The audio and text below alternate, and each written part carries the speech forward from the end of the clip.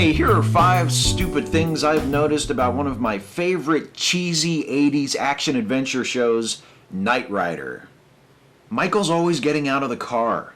I realize it would have been difficult to write an action series where the hero never got out of his car, but forget that we're talking about a TV show for a moment. Imagine yourself in the shoes of Michael Knight. You have a self-driving, artificially intelligent, nigh indestructible car that is programmed to protect your life. Why would you ever get out of that car? Every time Michael gets out of the car, he ends up getting his ass kicked. Dude, just stay in the car. Michael hates his job. Michael Knight has a pretty sweet gig, all things considered. There's KITT, his aforementioned talking supercar.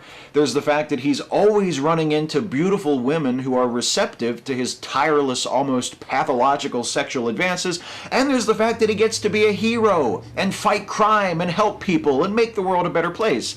So why is it that Michael so often seems ambivalent at best toward his job? Episode after episode begins with Michael receiving an assignment from Devon and then turning right around to piss and moan about that assignment to KITT, who, I remind you, is the talking supercar that Michael gets to drive for his job. Now, I'm not saying that Michael's job would be completely perfect or that he would never have a reason to complain, and I'm certainly not trying to suggest that the writers of Knight Rider leaned far too heavily on formulaic episode structures. But I do have to wonder if Devon ever considered just sending KITT out by himself to champion the cause of the innocent, the helpless, the powerless, and finding other duties for Michael. Like, I don't know, does the Foundation have a pool? Because something tells me he'd make a pretty good lifeguard. KITT hates animals. Apparently, KITT's programmers were not animal lovers because virtually every encounter between KITT and an animal, and throughout the show's run there were many, begins with the animal displaying some innocent, harmless curiosity about KITT, and KITT kind of freaking out about it. And then Michael comes back from wherever he went. Again, dude's always getting out of the car, and KITT's like, "Michael, thank goodness, I thought you'd never get here. I was being pawed at by a common beast." Although, maybe it's not so much the fault of the animal. Maybe it's just annoyance at having to endure yet another of KITT's wacky subplots.